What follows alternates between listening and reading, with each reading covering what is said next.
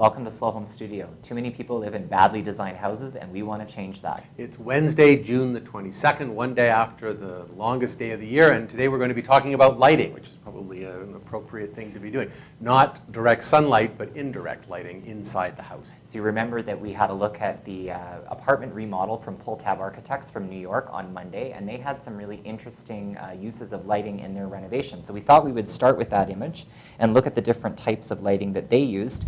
And they have wall sconces. They used a lot of wall sconces because, of course, wall sconces are easy to wire electrically than going through the ceiling. That's a good example of ambient lighting. That's right. So when you say ambient lighting, what you're meaning is light that just kind of lights up the room, kind of like sunlight. It just provides general illumination. Exactly.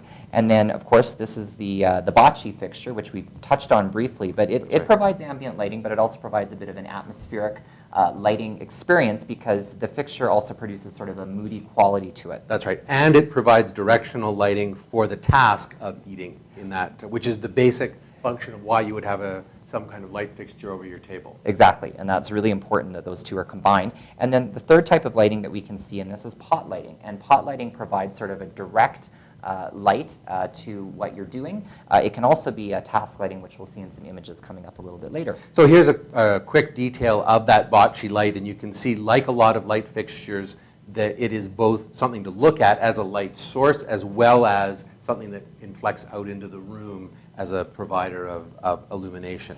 And here's an example where they used it not in a dining room but over a stair. And the thing that's nice about that is it lights up sort of a vertical space, not just the space over one story but actually over two stories. So it's both sculpture as well as ambient light source in this particular situation. Yeah. Now looking at pot lighting. Well, pot lighting, and this is a good example because we can see the different uses of pot lighting in this one image. There's one here. There's actually a few more in the bulkhead, but that provides direct light down to the sink so you can brush your teeth and see what you're doing.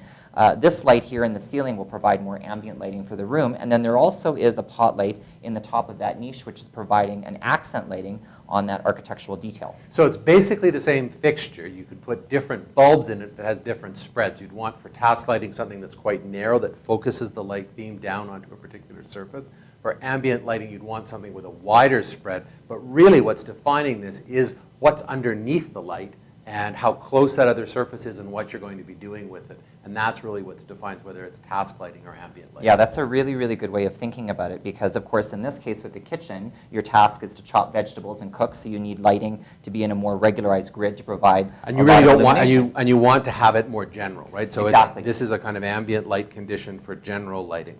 Yep, and then of course this is an example where the pot lights are located in the edge of a drywall bulkhead, which is accent. Right, so unless you're planning to read a magazine by jamming it up against the wall, it's not really task. This is accent lighting. It's to provide a mood, to provide a little bit of general illumination, but really it's more of a kind of white spot on a painting. Yep. And then these are just different types of fixtures. So there's direct, indirect fixtures, and a direct, indirect fixture means simply that the light is coming both from the top and the bottom. So in this case, the desk lamp is providing light to the room, but as well as providing light to illuminate the desk surface. And here, this is another example on the wall of the direct, indirect, and on the right-hand side, it's a direct only.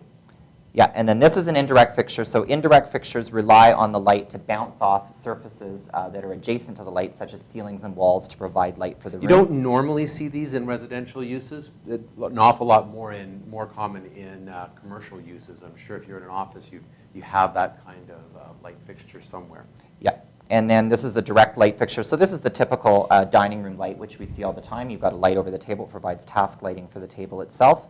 And then this is something interesting. This is a Cove fixture. So this is a strip of light that is actually tucked in into either a valance or a drywall bulkhead that provides light on the ceiling, but fairly at a close range. So here's an example of what that looks like. You see that sort of glow around the sort of drywall bulkhead. It provides sort of an ambient glow to the ceiling. That's right. This is one of our projects, and it actually combines that with 4 pot lights that provides the more kind of task-oriented lighting. So you can, if you're not working, you can turn off those pot lights and then just have that little more atmospheric glow in the evenings.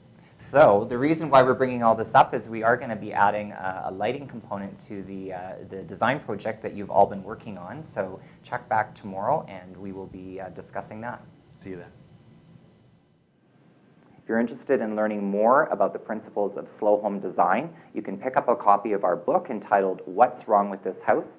It's a practical guide to finding a well-designed and sustainable home. It's available for sale on the Slow Home Studio website. It's also available for sale at Amazon.com in both paperback and the Kindle format.